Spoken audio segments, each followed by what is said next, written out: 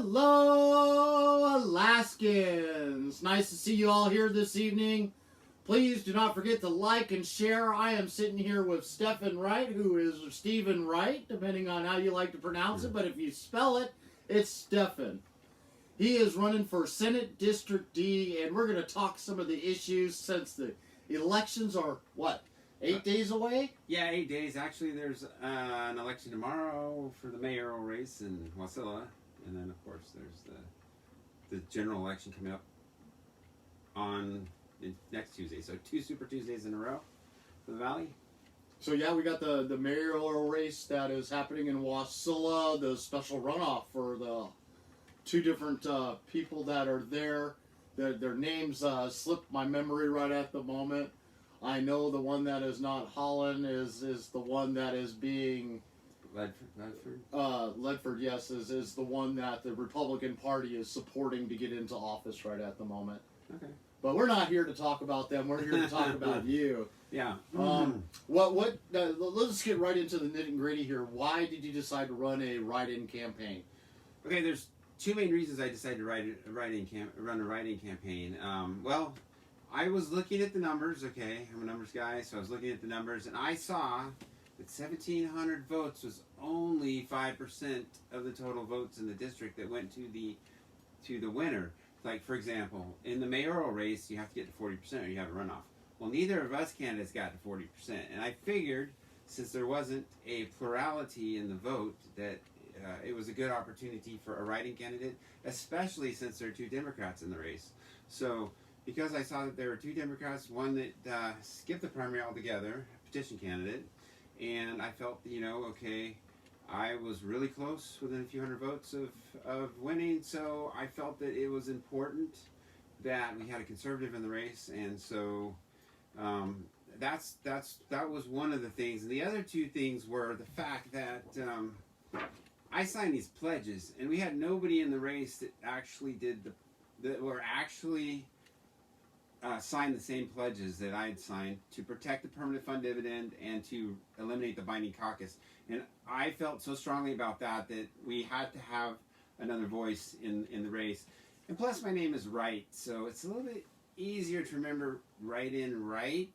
So, and I had all the signs up everywhere. I just had to update the sign to show, okay, Stephen Wright, conservative. All my signs say full PFD, Restore Alaska, full PFD. So I'm definitely for the full statutory dividend. Well, I know one of the reasons why you're running as a write-in is that during the primary, it was a completely packed primary. I mean, there were so many people running in Senate District D for the seat there. It was just astronomical that one person would be able to beat out another person, especially in the Republican Party. Democrats didn't have that problem.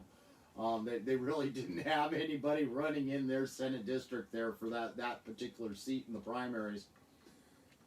David Wilson won the primary race, and if you look at the votes of the split votes between you and Lloyd, who was running as Santa, if we were to take your combined votes together, you would have beat out David Wilson almost 2-1 on the votes there.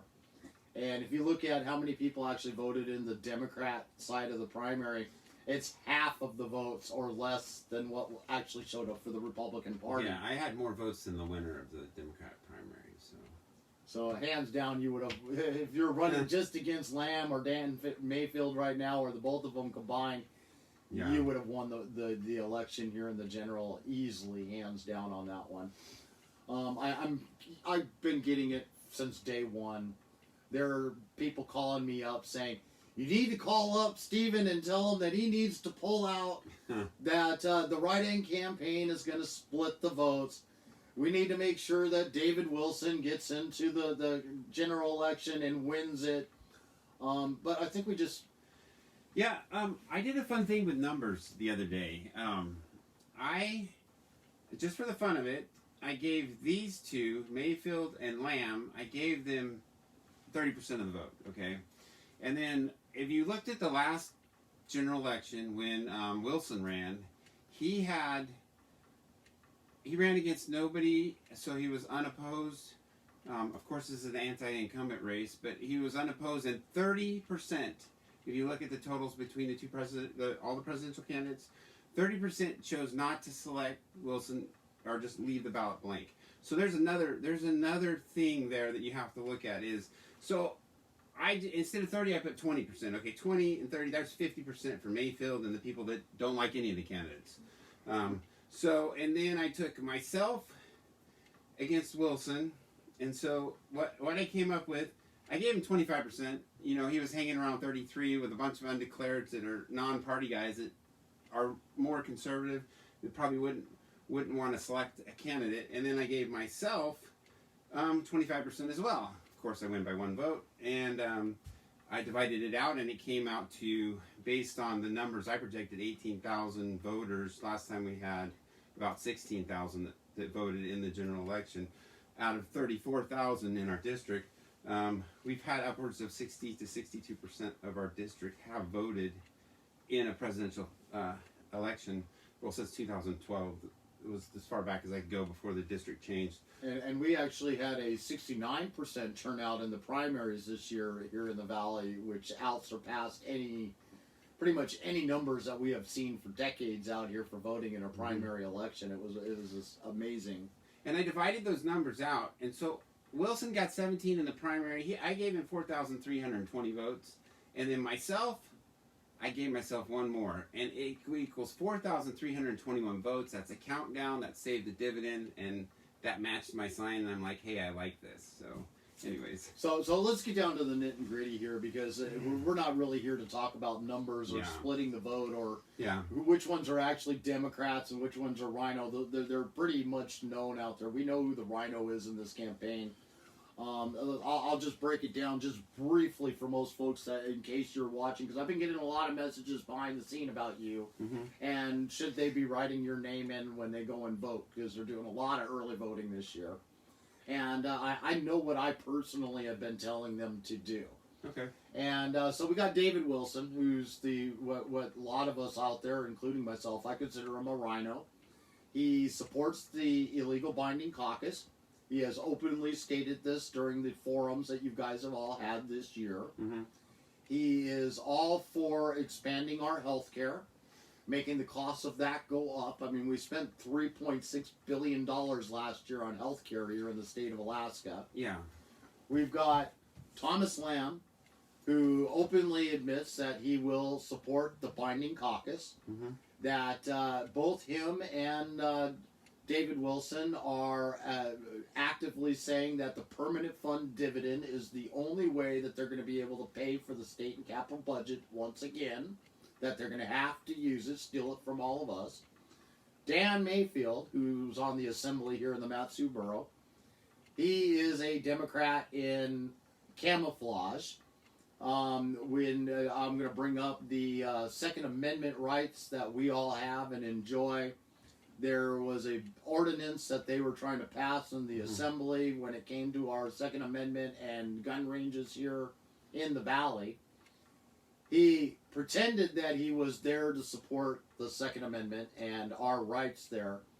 But if you were to take a look at what was being posted and said on the Democrat pages out there, when it came for time for Dan Mayfield to make his decision on whether or not this ordinance was going to move forward to the Planning Commission or not, he was a 100% reverse of what he was telling all of us, and then he became a mimic, identically saying exactly what the Democrats were saying on their page, almost word for word, repeating the Democrat platform.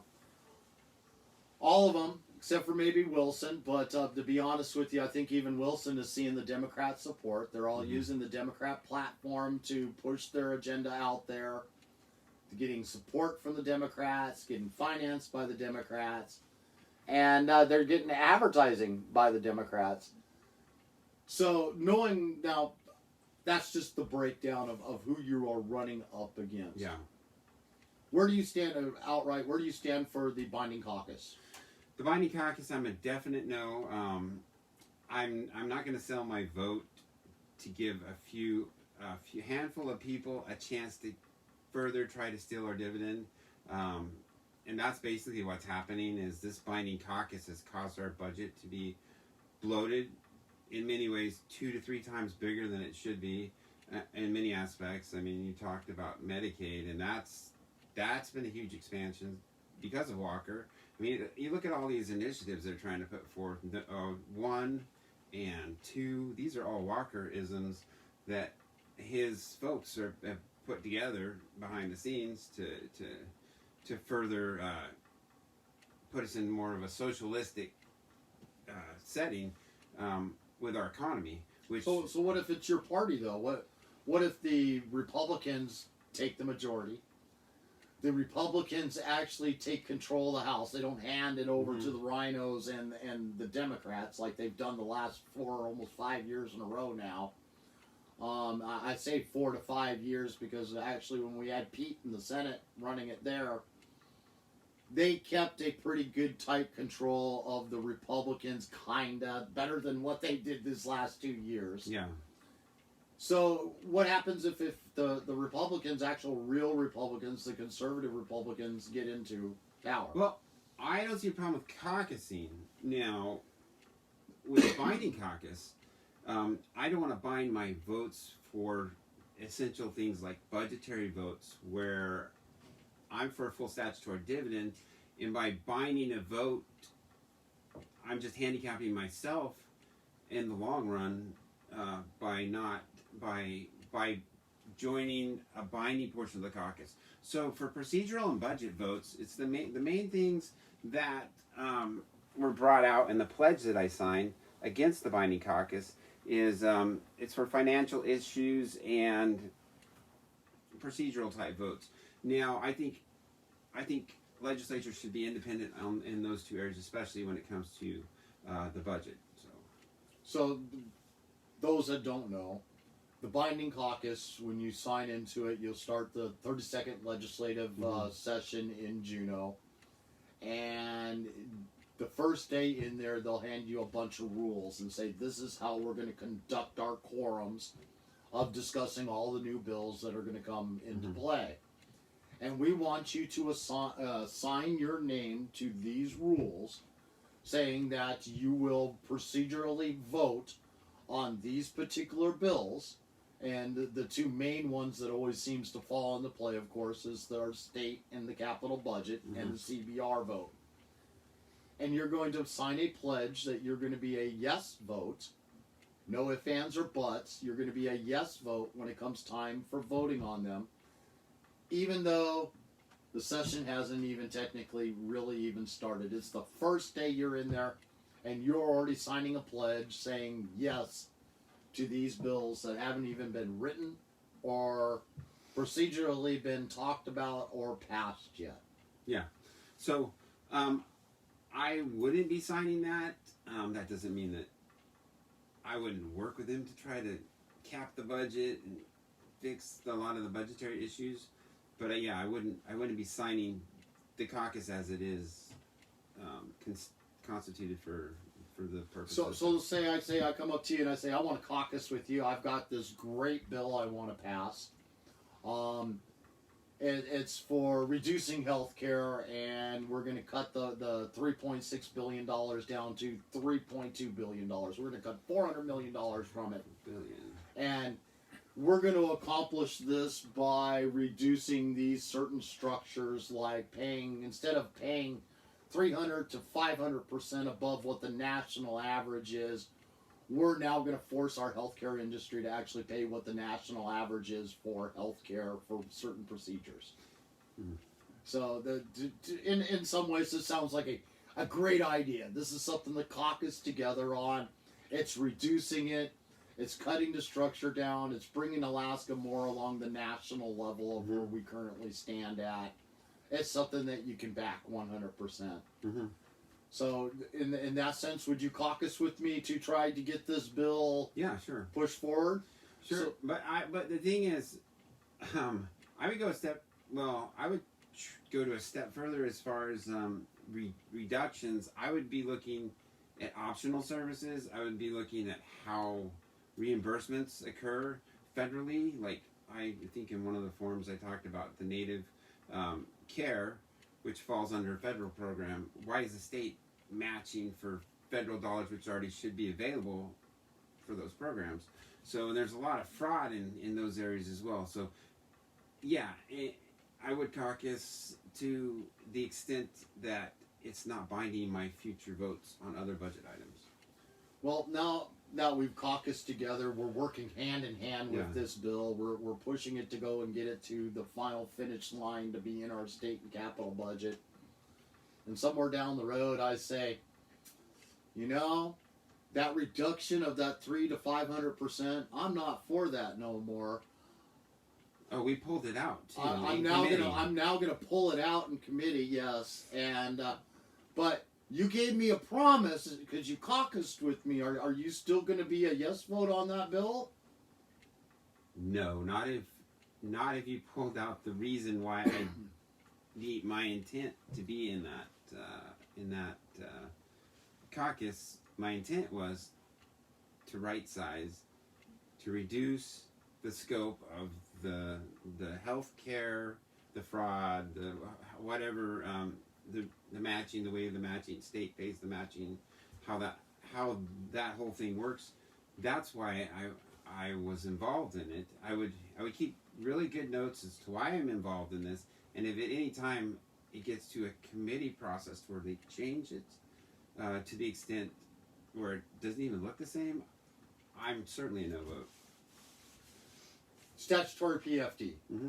I mean, let's get into details about it. They've changed the rules on the statutory PFD for 5 years. Governor Walker did the first one by a veto, pulling our statutory PFD, cutting it in half.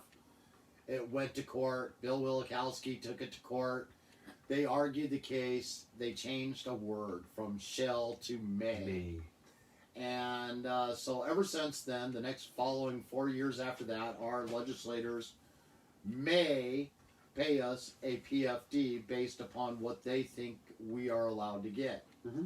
They changed the formula by adding SB 26 into play, and so that they could withdraw an extra 5%. And then they created this rule that says that they have a cap set on the budget for what they are able to spend.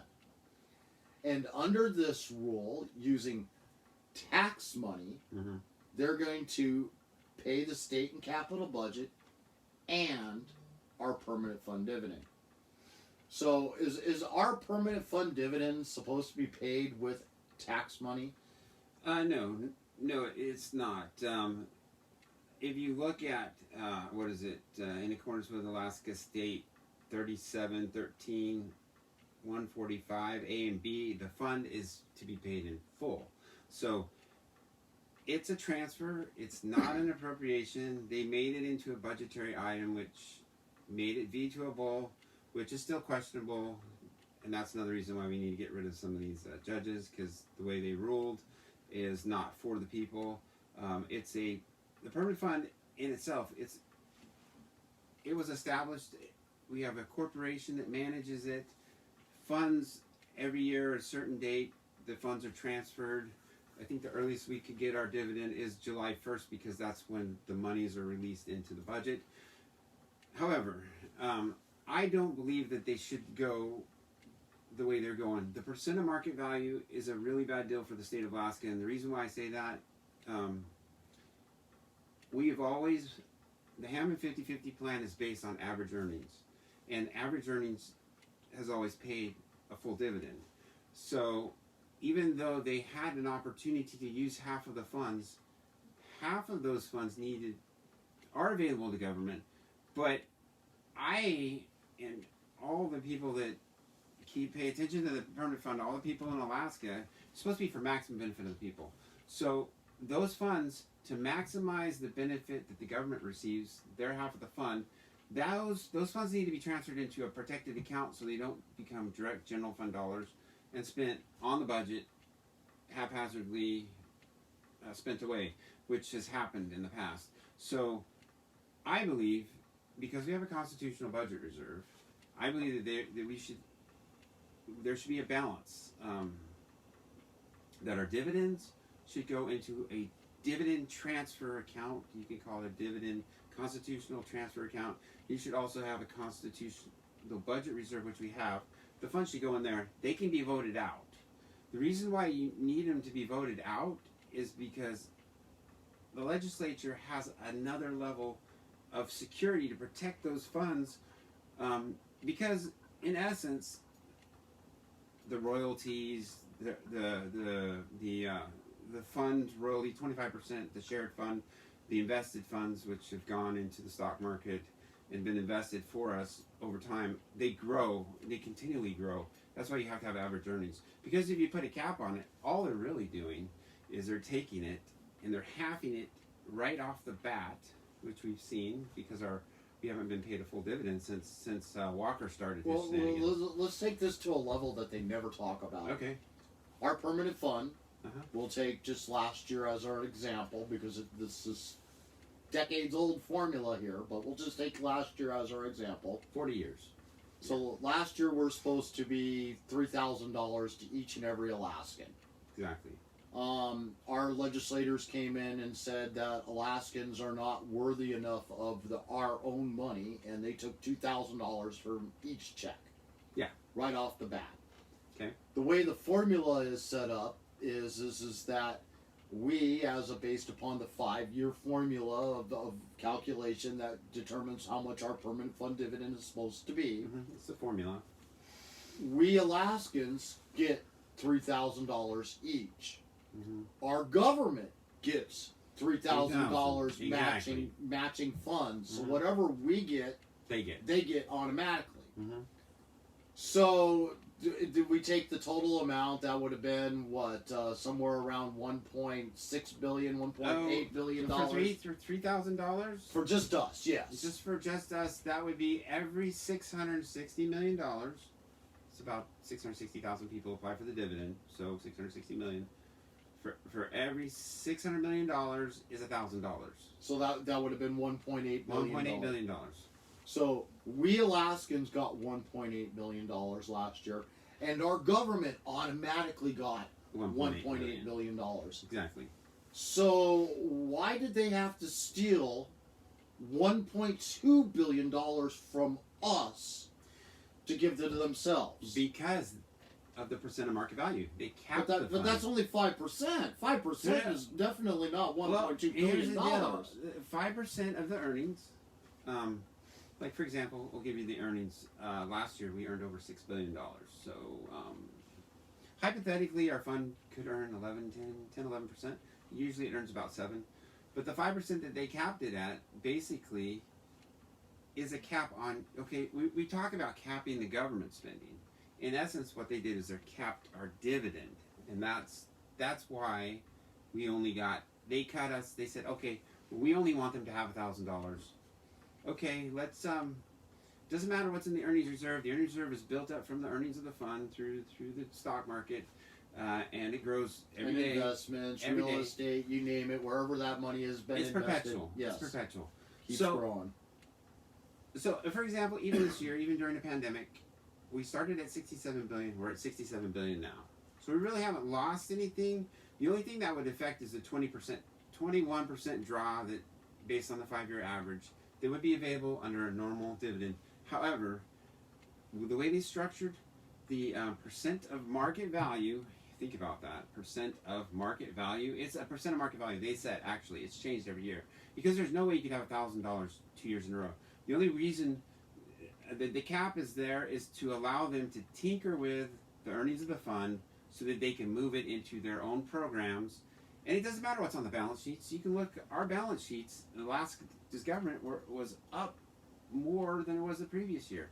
So yes, by almost $600 million they increased it. Yeah, they increased it. So the myth is they said there's a $1.5 billion shortfall. But if they took their 1.8, they would have a $300 million surplus they could invest it into capital expenditures if they chose to. But instead, they let it sit in the earnings reserve because they couldn't come to a consensus because we have Republicans and Democrats. They have to come to a consensus at 2 houses of legislatures as far as budgets go. And that's why I think it should go into constitutional budget reserve, because it's there. The funds at the end of the fiscal year have to be swept back into the account anyways. So, which they have well over a couple $1 billion sitting inside of that that's never spent every year. They avoided that. So there are, the state of Alaska is well funded. And well, I'm just going to give you an idea. The sweep and the reverse sweep, the sweep that they do every year, this is all the accounts of all the different expenditures that they have. They sweep all that money back into the CBR account, the Constitutional Budget Reserve, which is the account that's constitutional, and they have to vote it out. All right, 2 years ago I did a breakdown of it because they were actually providing on a regular basis numbers out there for me to be able to capture. With the money that they had received from our oil revenue for taxes and all the other areas that they collect taxes for, they had roughly a little over $4.2 billion sitting there. Okay. When they got done sweeping all the money out from all the other accounts that they had sitting out there, closing the accounts for that year, because we have forward fund government.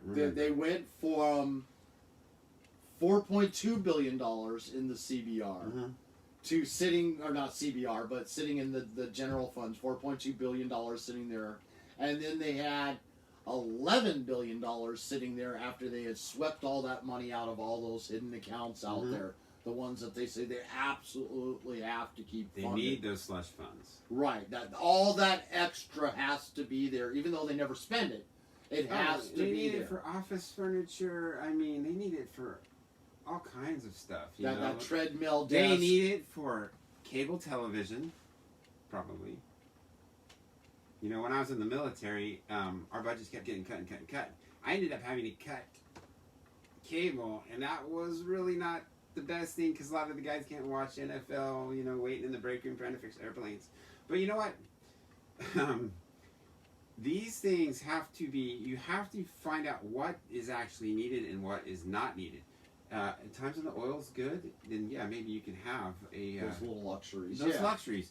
But I mean, there are times when, I mean, you don't put yourself into contracts. Like we had a contract on our satellite phones, which we didn't use them every month, and they cost us $5,000 a month. So we ended up renegotiating that contract so that we weren't paying $5,000 a month for sat phones that go with the C-17s wherever they're going. And so basically, we ended up reducing that enough to where, you know, we had some more money to do other things. But I mean, same thing, same concept within the state government. So the reason why I bring up the sweep is that they're talking about power cost equalization, which has well over $1 billion in slush funds sitting there. I was talking with Willie Keppel, who's running in the Bethel district right now. That's $1,200 in dividends right there. Let me just keep going here. I think of things in dividends. Okay. And Willie Keppel, who's running for the Bethel district, a candidate that I wholeheartedly support getting elected out there. It would be really nice to unseat the Rhino Zagowski out there. I like Willie. He's a friend of mine on Facebook, so yeah. So, and we got to talking about power cost equalization. They have one distributor for their fuel up there who is charging $6 a gallon for their fuel. Wow. So, and power cost equalization supposedly brought this down from, say, $8 to $10 down to $6. Wow.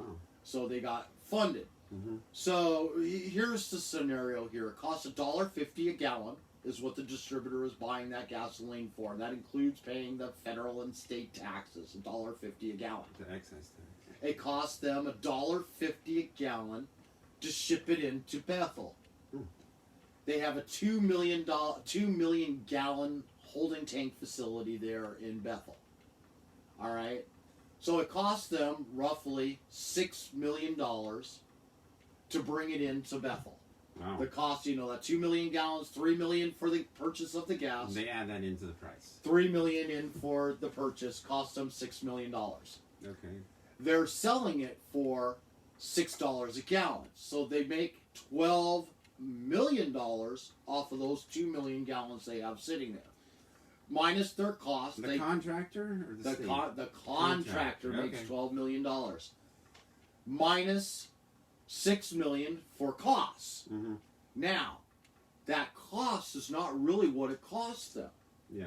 Because of power cost equalization, Our state of Alaska pays that $3 million transportation cost to get it to Bethel. As a subsidy. As a subsidy. Wow. So it only cost that distributor in Bethel $3 million to purchase that fuel, because the state of Alaska paid the other $3 million. They moved it for them. They removed it from them.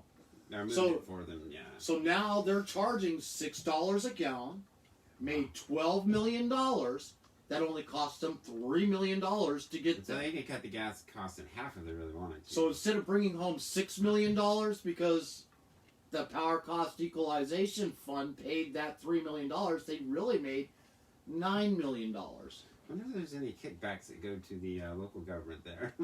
There is no kickbacks. In fact, the only people that are getting rich off of this is the distributors themselves. Okay. The average populace is not seeing it. I bring up Willie's name because he spent a lot of time arguing with the distributor up there that before they became a sole proprietor, the only distributor up there, they had competition way back when. They became the only distributor. They were charging $9 a gallon out there for their gas. Because he says, I'm going to take you to court. I am going to sue the living crap out of you. I have all this evidence. I have all this proof of what I just got done saying right now. Either reduce your costs or we're going to take this to a court. And honestly, the distributor up there would have been bankrupt by the time they were through, because Willie had the case built up to literally destroy them. Our legislators in the lower, in our rural village areas and our rural parts of Alaska are using the power cost equalization as a tool to scare Alaskans into voting for them, saying, if you vote for this Republican, they vote for this Republican, they're going to cut our power cost equalization out of the budget. And it's become a big talking point. I'm seeing it in all the Fairbanks newspapers. I'm seeing it all down in the southeast newspapers. That cost could come down as soon as they do the Alberta to Anchorage rail. I mean, you come, well, we'd have to do an offshoot rail over toward Bethel, but I mean, over time that stuff could go way down. It could. That railroad coming through Canada is a big boon for us, especially since it doesn't cost us a dime to build it. Yeah. I mean, it's all been paid for. I mean, this is a railroad that's free to Alaska. So there's things that we could do, you as a legislator, if you get it into Juneau, about power cost equalization. It could be completely rewritten from the way it is written right now.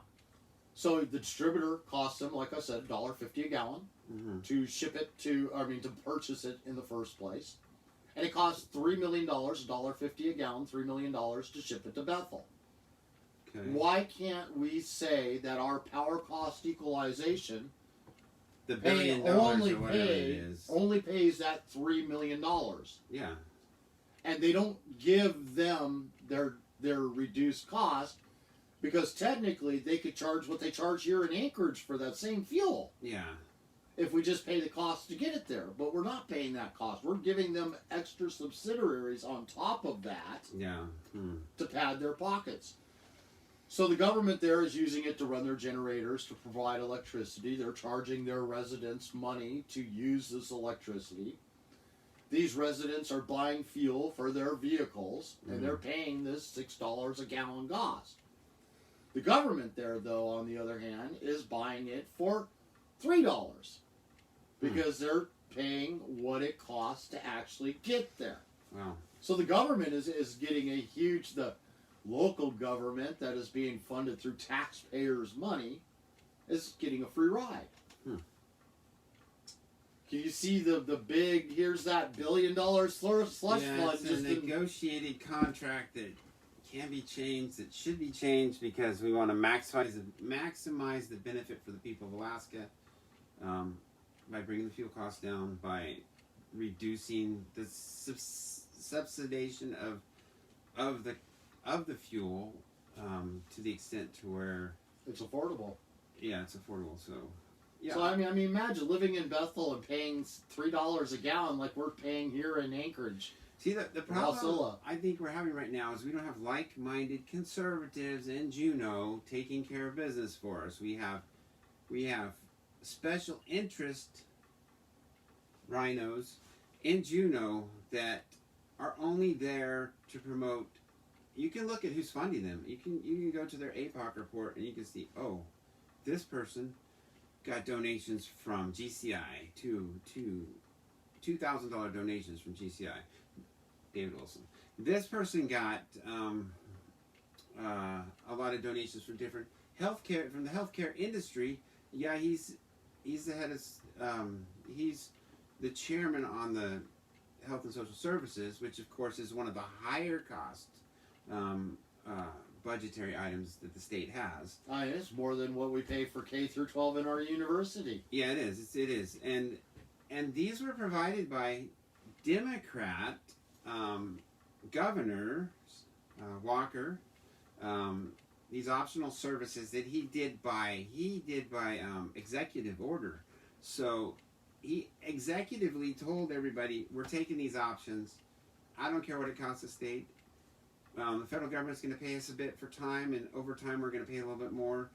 But they're optional services that we need. Like, so let's test your knowledge here about executive orders in Alaska. If I pass an executive order, say I'm Governor he who shall not be named was who I used to call him many years ago, Governor Walker. Yeah. And we have I'm going to pass by executive order the expansion of health care, because that's exactly what he did. Okay. And here we are, we elected Governor Dunleavy. And why couldn't Governor Dunleavy go back and null and void that Why not? executive order? We're not supposed to forward fund government, are we? Based on our Constitution. So is that forward funding government? No. But I bring this up because we've got President Trump, Yeah. who took office. Okay. We got Obama, who passed all of these things by executive order. President Trump went back in by executive order and reversed all of those things. We should be able to reverse executive order, especially optional services, especially the services that weren't there before that none of the other states are taking. There's like 6 of them that might be viably used by, the Well, see, healthcare here's the caveat that you're missing. And Yeah, this I'm is missing why something. why I said how well do you understand executive orders in the state of Alaska versus what versus the Obama national. versus what Trump and Okay. Obama did. So, our judicial system. Yes, and The fact that our judges are corrupt. well, that's part of it, but that's not the whole story. Our judges are corrupt, and they are special interest driven. Nope. No? Executive orders in the state of Alaska, once they have gone past a certain year limit, are grandfathered in and cannot be reversed. And they only can be reversed by legislative action So we need a bill. We need a by bill. an override by veto. So if they do not override by veto after a governor... So we need the governor and the legislature to be on the same page. Exactly. So Governor Walker passed by executive order the expansion of health care. Okay. Our legislators did not try to override the veto, and by vetoing it, so it gone through a certain amount of years, Mhm. and it became grandfathered in. So now we elected Governor Dunleavy. We thought we had given him a conservative What's the legislative. reverse of a grandfather? The reverse of a grandfather is brand new legislation to be passed by our legislators and then signed by the governor. So that's what we need. Yes, or the governor doing a veto on the budget Within the time frame. within the no, they could pass a budget this year. Then he vetoes We'll it. just say the $3.6 billion. Yeah. They pass a budget with another $3.6 billion in it, and our Okay. governor says, "I'm vetoing $1.2 billion of that." You legislators got to figure out: do you override my veto? We don't have 45 votes because Or do we you- just got rid of some rhinos. We may have those 45 votes, to make sure it doesn't happen. Yeah, true. So now he vetoes it. It comes back to you guys. Now it's up to you guys to decide on where all of those cuts exactly are going to be. Do you agree with everything that he vetoed there? Or do you compromise and say, hey, let's work really hard on these different bills. We're still going to provide the same services, but we're going to find ways to make those cuts actually happen. Eliminate triple administration. Eliminate the 300 to 500% over the national average costs on health care here in Alaska compared to what we pay nationally. See, consolidate, eliminate triple resources. Okay, yeah, there's a lot that can be done. There's a lot can be done. But the thing is, our legislature did a binding caucus, so they don't have to do the work to figure out how to fix things. They can just say, well, basically, I own your vote. I own your vote, Kathy Giesel, and basically what I can do is I can basically take more of your dividend, reduce it even more, because I can. It's my budget, right? Well, we'll add the and icing and the cherry on top of the cake for that one there. Well, we're talking the legislature. We're talking Permanent about fund, the House. Permanent fund dividend. Yeah. Governor Walker, by executive order, took our first dividend. Yeah. They could have override it by vetoing that right off of the bat. All those guys should be gone. But we had one legislator, Senator Coghill at the time, He's gone. that came forward and says, I'm in control of the binding caucus here. I am not going to vote for this, and you are not going to vote for it. I own your vote because you signed into our binding caucus rule. And because of that, they did not have the vote to override, to do a veto override over the first stealing of our permanent fund dividend. Yeah. Wow. I mean, the binding caucus kind of goes full circle. I mean, Yeah, Giesel has a big play in it, but we've got Coghill. Yeah, We've got other legislators out there. the House leadership. 7 of them got removed this year because they cannot follow the law. So, Yeah, I mean, it's not only a follow the law deal. It's this was what they call in the military. They call it a paradigm shift. They made a paradigm shift to percent of market value, and by doing this paradigm shift, they don't want to talk about average earnings anymore. All they want to talk about is the new kid on the block, which is percent of market value. And they don't want to tell you how bad of a deal it was. Coghill was involved in that as well, the percent of market value, tinkering, and going back to it, the dividend can still be paid in full as it sits, as it is. Now, we may not be able to hyper-inflate the fund like we've been doing. Why did Stedman and Coghill and Giesel and what's the name of the House guy? Edgman. Why did these guys? Why did they? The question is, why did they do it the way they did it? Because basically, the narrative change caused them to basically see, okay, this is how the game is played now. We don't care about how it was, even though the funds are there. We're going to take $5 billion this year, and we're going to shove it back into the core of the account. We're going to take it from $59 billion to $64 billion, or whatever it is right now. Well, I think it's up to 59. Anyways, the core count is $5 billion more than what it was. You can look at the numbers. But that's what I call, okay, we need to inflation-proof our accounts. We don't need to hyper-inflation-proof them. All they really did was take money off the table. They took money off the table. That's all they did. For 5 years, they never inflation-proofed. I mean, it used to be a yearly event for them to put more money back into the corpus so that the permanent fund. Yeah, that's also not in statute too. The inflation-proofing isn't. But paying the full dividend, maximum benefit for the people of Alaska should be. That's why I stand behind the Hammond 50-50 because it keeps us accountable. It keeps the government accountable. Anytime you go outside of 50-50, you're more leaning towards socialism, as far as I'm concerned, because we have a value where we, the people of Alaska, are investing in our future. We need the legislature to take the appropriate amounts of money, pay the dividend, take the other part, invest in future Alaska so that we can grow future dividends. We don't have to be limited to just the current dividend structure the way it is. We could grow more dividends. Well, for example, like if the population of Alaska doubled, okay, we wouldn't be getting $3,000 dividends. We'd be getting $1,500.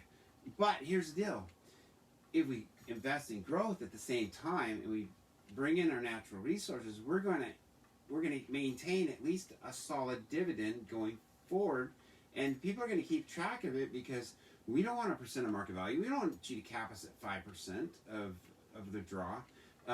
Any way you look at that percent of market value, it's a narrative change. It's a paradigm shift.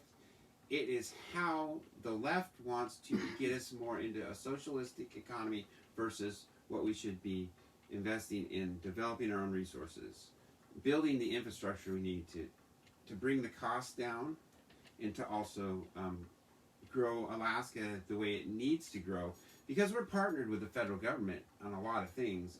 50-50 in ANWR. It should be 90-10, but that's another story. But we are partnered with the federal government. We as the people of the state of Alaska need to be engaged and involved in our economy, and in doing so, we do not want our dividend to go to the hands of the legislature. You see what happened? Well, you just brought up a good point, that the federal government has a good control over what's going on out there, especially in ANWR. Yeah. Our legacy fields are state-owned. Yeah. They're not owned by the federal government. ANWR, on the other hand, is owned by our federal government, split with the state. Because it's on federal land. Because it's on federal land. Not a penny of the revenue that will be generated off of ANWR will ever be deposited into our permanent fund dividends account. Not 1 cent of that. So once our legacy fields are done, they're over with, they're dried up, there's no more money coming out of them, there's no more royalties being placed into our permanent fund dividend from them ever again. Unless we create more, which we could do. As long as it's on state-owned land, yes. Yes. Okay. But everything that's on the ANWR and federally owned land, any money that is generated off of that, any fields that are developed up, not a penny of that money will ever be deposited into our permanent fund dividend. Yeah. Another good reason to get our legislators' hands out of it. Yeah. Otherwise, we won't have it in the future. When people hear me scream all the time, "Can you hear me now?" Then we're going to lose our permanent fund dividend if we don't have it. Here's another thing, being that it's on federal land. The federal government, of course, they'll get royalties from it, but those royalties should also be used to invest in infrastructure, in certain corridors to bring that stuff down, to connect to the Alcan, or to the Alaska to Alberta, to the ports, to the closest deep water port to Asia is Port Mackenzie. It's not Anchorage. We beat them by 2 miles. But anyways, that's just another story. And it's a port that doesn't have to be dredged every year. No, it doesn't have to be dredged. So Yeah. connect the rail. Work on those projects with the federal government. I mean, there'll be more funding coming through to beef up that transportation corridor to bring in and out the resources that Not to mention, we could leverage the federal government into paying for that LNG gas line to nowhere that Walker's. As long as Trump's in power, yeah. If anything happens where we lose the Republican president, where some things are in jeopardy, unless we get him in place before that happens, yeah. Yeah. So, but what my point to saying with the state government, you see how slow and methodical they were during this pandemic. They're not willing to give you the rest of your permanent fund earnings, even though it's clearly there in the account. You see how slow the federal government is when you have a Democrat House blocking everything that the president tries to do as far as... Why haven't we seen another stimulus? Yeah, that's why we haven't seen another stimulus. So, I think the stimulus will occur after the election once Trump wins big. But the thing is... Yeah, they don't want to give him a big win before... The state needs their own stimulus because we have our own rainy day fund, and there's no reason why the legislature should stand in the way of the people's fund. There's no reason for it. So if you get elected, what's your top 5 things to try to reduce the budget? Oh, to try to reduce the budget? Yes. I'm gonna look strongly at healthcare, the effectiveness of it. We probably have to incentivize the dropping of overpayments. We're gonna have to do something there to measures in the military. What we did was we performance-based. Increases. It's not only performance-based, but we had these incentive-based where if you save the government X by doing X, you got a small percentage. Anyways, you had more eyes on it. We had inspector generals, which I think the governor's trying to do more of. Inspector general, where they can look closer at each level of government to see what is not efficient. I mean, we're going to have independent auditors coming in and looking at things because, I mean, the first thing we got to do is we got to look at all these accounts on our balance sheets. We got to look and say why. Okay, we had $18 billion. Where did it go? Okay, here's some of it over here. But we're gonna have to rein some of that in. We're gonna have to come more toward the national averages on some things. I mean, look at what education's doing right now. I mean, you don't even have kids going to school in Anchorage. So, I mean... And they're still taking home $1.3 billion. Yeah, I mean, we got to look at the formulas. The formulas are the drivers here. Just as they tried to change our formula for the earnings of the permanent fund, they pushed back so hard on any other formula changes that it makes it very difficult at best to work, because they got people sitting on both sides of the table negotiating sweetheart deals for education. I mean, we're going to have to retool a bit. I mean, this online stuff maybe will give us ideas to where we can, save in the future. But there's a lot of things that need to be looked at. I mean, I don't know. You go to Laura Reinbold's page, and she's got all kinds of stuff you can do to save on the budget. I just have to, as a legislator, I have to work with the other legislators, say, hey, let's see what we can do. We want to make things better. We don't want to make them worse. We want maximum benefit for the people. If the special interests are getting greater benefit than the people are getting, that's why we have this balanced earnings account. Because if the government can figure out how to use the $1.8 billion, they don't have a $1.5 billion shortfall. They have $1.8 billion they could have figured out what to do with.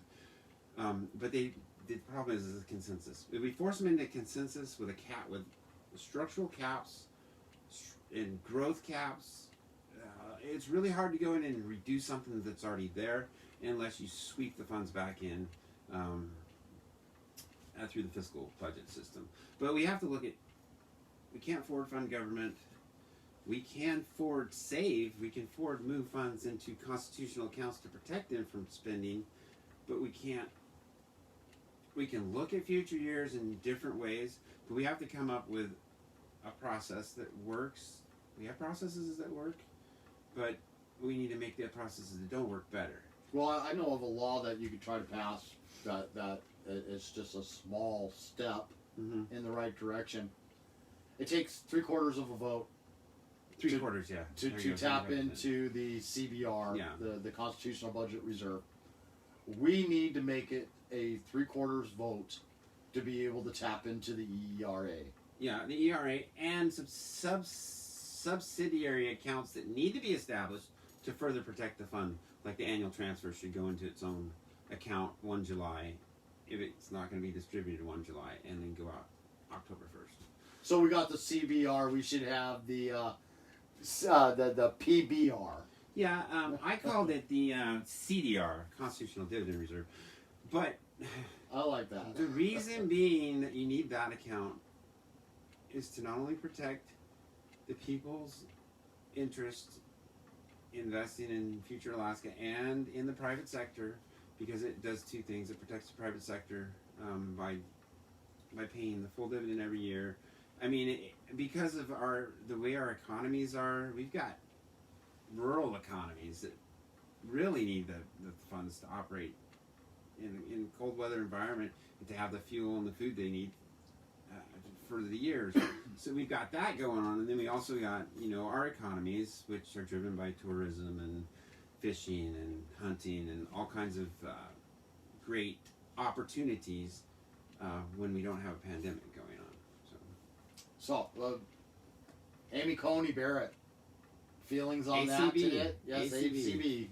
Not ABC, ACB. Just before you get in here, President Trump and I hope they confirmed her. I mean, Lisa they Murkowski. confirmed her. They swore her in. That was what they were doing just before you had arrived tonight. Okay. So she is now our new Supreme Court Justice. She's conservative, which is good. So now we can push up some things that need to be fixed that have been troubling us, like killing babies, abortion. Well, good point there. Mm-hmm. Roe versus Wade. Yeah. What? Honestly, do you think that it will ever go away? I mean, we've got a conservative judges in there now. I mean, I know what the statistical number is of it ever happening. Yeah. There's a 99.9% chance that Roe versus Wade will not be eliminated by our Supreme Court. If it ever was to be eliminated, it would fall back on the individual states and the laws that they have there. Which that's the structure of our system. So our states, Alaska, could fight that. Could have a better. Well, how long did you go in Alaska to have an abortion? I mean, what's our current law? What's our law? I believe life is a conception, so I would push it way back to conception. They shouldn't be able to have. I mean, granted, people are going to try to do whatever they're going to do, but the thing of it is, we have our morals and standards, so we want to protect life from conception on to where I mean, you have to recognize when that life occurs, and that's important, and I believe it's at conception. So. Well, just to dispel the myths of the Alaskans out there that think that if Roe versus Wade was to ever go away in Alaska, we'd have to go back to Alaska law. Alaska law allows abortion all the way up to birth. Yeah, that's some other things that we need to fix. Yeah, you all the way up to 9 months, you're allowed to have an abortion in our state. And with Kirka and Eastman and all these guys that have legislation, Eastman has legislation that protects Jackson had the Eastman, heartbeat bills, the conception bills. Yeah, the heartbeat bill is. I mean, I'll be honest with you. If I wanted to see something out there and I thought that it could actually be done, I would go with the 20 weeks. I mean, even that I think is a little extreme. But if I was to give a give and take on the idea of it, I am a very staunch pro-life advocate. I believe that baby is a baby, no matter what. The thing we need like-minded people in office to make the changes that need to be done to protect life from conception to natural death. So that's my belief. But I mean, I'm sure there's some points where you have to do something to slow down whatever's happening out there that's causing all the suffering. So anyway. I kind of changed my viewpoints personally. I took a trip down to Chicago this past Christmas, and inside of one of their museums, their Natural Sciences Museum, and it has the train tracks, the U-boats, you name it, in science, weather, birth, all those kind of things. They had a display that was set up of conception. Here's your egg, here's your sperm cell, here's them joining together, all the way up to a full-grown baby, in all of these displays. And the reason why I kind of stuck when I hit the 20 weeks part is when you got to that display of the 20 weeks, and this is a baby that's encased in a little cube that you can see through, and at 20 weeks, I could see the baby. Yeah.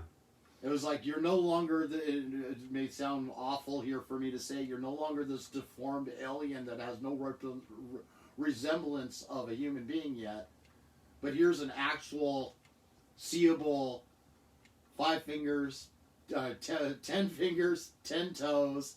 You can see the head, the clear definition of a body. It didn't look like this mass anymore. There was a baby to me. Yeah. And that was really impressionable at that point in time to just see that myself. It was a big eye-opener. And I understand where the conservative view comes from. Everybody has their own opinions. Yeah. Anything else you'd like to cover here tonight? I mean, why should Alaskans write in your name above everybody else? I mean... 3 reasons. maybe 4. Some people won't write anything in. Some people will write Mickey Mouse in. But I've done that a few years. yeah, and you know, I have to say I've written somebody in before. There's been some issues that I've had with different people. But for the most part, I will pick the most conservative. And like when I was looking at the ballot without me on there, I was like, man, this is going to be tough. And then I'm running, so let me write myself in, you know. But the thing is, it's you need like-minded conservatives. We already know how David Wilson has been with the Binding Caucus, how he worked really closely with leadership, how he went from 1 chair to 4.5 chairs if you count the assistant chair, being on the different committees. He was on 5 committees his first 2 years. His last 2 years, he's on 10. Who has time to deal with 10 committees? More or less, chair 4.5. To provide maximum benefit for the people of Alaska, your like-minded legislatures should have an even balance of things that they're willing to work on and push forward. Like, for example, me, I have a healthcare administrative degree. I studied healthcare when I was teaching bomber avionics when I was in the military. So I had an accounting degree that I got when I worked on the stealth bombers. And I continued on because in the military, that's what I did as an instructor. They wanted you to improve. So my improvement was I got my master's degree in healthcare administration. So I like studying and looking at the healthcare. I like looking at the business end of things. And I like the accounting numbers areas of things as well. But you have to have your interest. I wouldn't mind being on the Veterans Committee, because I'm a veteran, of course. Anything to do with the VA, any of that sort of thing. I wouldn't mind working on, and I don't mind rotating committees from time to time. The Finance Committee, Healthcare Committee, maybe the chair of 1 or 2 things, but for the most part, I don't want to overload myself to the point where I'm underloading the people. So, anyways, that's just the thought that I had. And when our legislatures when our Valley legislatures lost all their chairs and David Wilson gained some chairs, the thing was, if you're not adequately using your conservative legislatures, then you're going to hurt the state overall, because those ideas that those legislatures have are going to be important moving forward. So, I really like Mike Shower. He's a great guy. And plus he's a fighter pilot, so, and we're both in the Air Force, so I kind of have a favorites based on, you know. I'm glad Roger Holland won. I heard him say the other day, I forget what radio show he said, Semper Gumby was what they call the Coast Guard, because they adjust and they're able to work in high impact environments and stuff like that.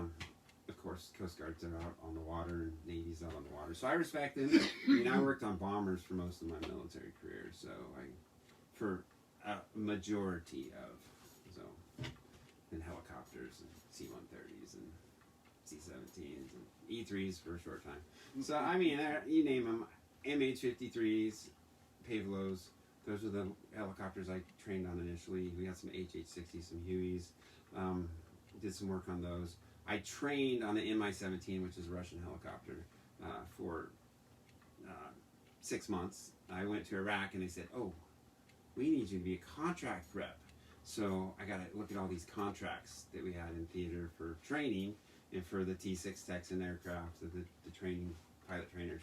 So I have a wealth of experience as far as aircraft. They don't have that in the legislature, do they? They don't. Anyways. If they did, then my dad would have been a legislator a long time ago. He was Vietnam Banana Helicopters, Nice. head chief mechanic there, also did the air rescue, the guy that sat out the window with his gunner sitting next to him. Yeah.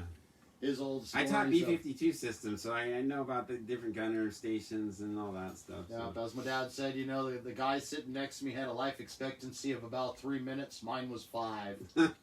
And he went through 2 tours down there. So, but yeah, he was If you're anything like he was when it came to twisting a wrench, there was no project out there you couldn't throw at him with a chewing tape and a pair of duct tape. I fix my own cars. I do my own brakes. I do my own tires. I go to the auto hobby shop on the base, Elmendorf. That's where I was born, and I do that stuff. So I mean, well, chewing gum and some duct tape. I'll have it fixed my up dad in was no a time. mechanic too, so I got when I was little, my first car I basically had to rebuild the engine on and put a 318. I had a Charger. I took I pulled a 440 out and put a 318 in, and like my dad had Hemis and stuff like that. 426 Hemi engine. He got from a boat that somebody used out on one of the lakes in Washington. But yeah, I mean, a lot of stuff like that. Fun stuff. All right, well, Stephen, write in Stephen Wright, Stephen Wright. If you are. Yep, if you're being phonetically correct, it's Stephen Wright, but if you pronounce it, it's Stephen Wright. It's intent. The board that looks at these, because I got to observe, it's intent. So they see a V and Stephen, they're going to be like, oh, okay, good. But and so Senate District D, he is running against David Wilson, Thomas Lamb, and Dan Mayfield. And if I had a choice, if I lived in his district, which I good possibility that I do, I'll be writing in Stephen Wright. And that would be a good choice this year on the ballot to get conservative-minded, like-minded people there going to Juneau. I always like to put that shameless plug in right at this point and say, go to my website, Politadick.com, Politadick.com. Click that donate button. Every penny goes right back into providing broadcasts like this, showing up at the Trump rallies, the rolling rally that I live streamed here just the other day, making it to other events, which you guys have all probably seen the premieres of here tonight with Congressman Don Young, the other one with Senator Dan Sullivan, the one that I had broadcasted on the premiere last night that had Representative David Eastman and Christopher Kirka, who's also running for office again this year in Juneau, and different things like that. It helps me to be able to pay for it, afford to be able to get to and from these things, to be able to provide them for you so that you guys can stay as well informed as I am about the politics going on here in Alaska and what we're going to face in Juneau and in D.C. And I'm going to step out of the way of the camera here to get ready to turn it off. And in the meantime, I'm going to let Stephen right here have the last minute or two to say a few things to you guys. Okay, yeah. I just wanted to say that what we need to do is we need to get rid of some of the Walker-isms, and I believe that voting no on one will protect our economy, and then voting no on ballot measure 2 as well. All that those ballot measures do is complicate things more for the state of Alaska. So those things need to be a no. And vote for Stephen Wright. Stephen Wright, spell it STPHENWRIGHT, on the ballot, and when you go to the ballot box within the next 8 days. thank you all for joining us.